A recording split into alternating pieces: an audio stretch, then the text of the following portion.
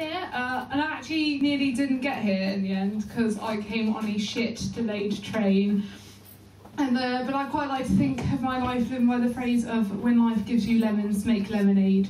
And I was given no lemons, but I was given a very shit delayed platform-altering train journey, and I thought, I'm on my way to a comedy show, I'm sure I can draw something out of this. And I did, but it wasn't quite in the way I thought I was going to. So I was on the way to the loo, thinking about how rubbish it is when like the train's wobbling and trying to walk, and you've got to go to the loo and you've got to sit down and it's still wobbling. And then I looked over and saw a baby change unit and thought, it'd be quite a task to change a baby on a train. And then I looked below and saw the Braille written underneath it. I wondered quite how many blind people are changing babies on trains. Because I can only really think that a lawsuit would follow such an act as changing a baby when you're relying only on sound and touch. And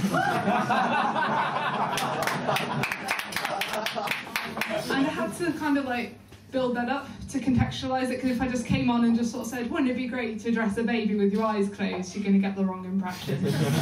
So, yeah, that was just my little intro, but originally this is how the sketch was going to start.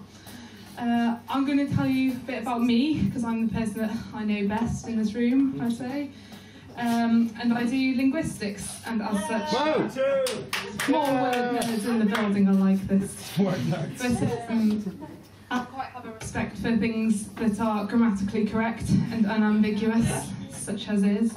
And this comes into quite handy when you've got sort of like this that I'm adorning, this mane of hair. I would like to call voluptuous waves, but actually it's just sort of termed bushy, which is quite unfortunate. But that's fine. If you said to me, Becky, you've got bushy hair, I'm going to go with that. It's fine. All the syntax is correct. It makes semantic sense. I'm fine. I can deal with that. So you've got bushy hair is fine. The fact that J.K. Rowling also describes Hermione's hair as bushy in the Harry Potter book is also fine. And if you compared me to Hermione and said, you've got bushy hair like Hermione, that's fine. My hair's dead. It's not going to take any offence at that. So we've also got another grammatically complete structure.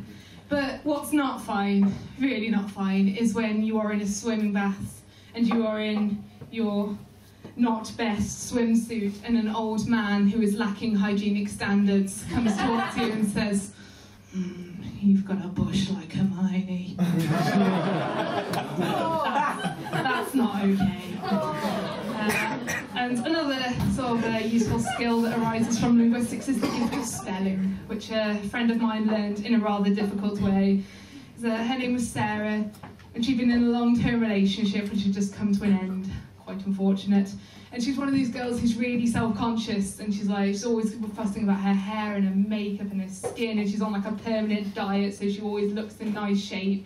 And then this relationship was the only thing that gave her any confidence, and made her feel loved and appreciated. And then after 3 years he'd fucked off with someone else, and I'm realising this isn't really sounding like quality comedy, but I'm getting to it, I promise. And so she comes to me and says, Becky, my whole world is falling apart. I don't know what to do. I can't work a microphone. I can't live without him. What do I do? And I said, I don't know, I'd watch like Disney movies and eat lots of chocolate. It's just what I do. And she sort of decided in the end that this was good advice, and she took it. And bless Sarah, she must be thinking like, oh, I'm always on a diet, I'm always so good with myself, and then I've eaten all this chocolate, had all this junk food, it's so good for me, because it is good for her. And then she decided that she would convey this new sense of independency, that I don't need this relationship anymore, and I can eat what I want, and it's all grand. And she thought, I will write this on Facebook. So she sits down and she writes, Sarah is watching Disney films and enjoying a binge, but she forgets how unforgivably close the letter B is on the keyboard to the letter M. But wait till you all get it. And she hadn't realised this mistake, and then obviously you get the comments coming up. Some guy, David, says, when did this happen? And she's thinking, oh, people are so interested in my binging out, so I'm going to humour them. She goes, just now, actually. And then he goes, really? So why? And then she's sort of thinking, oh, I need to justify all this junk food eating because I'm usually so good. I'm a mini Gillian McKeith. And then she sort of goes, I was just with Becky now. She made it all clear to me. Sometimes in life you've just got to reach out and admit who you are and reach out for that muffin that you've been craving for.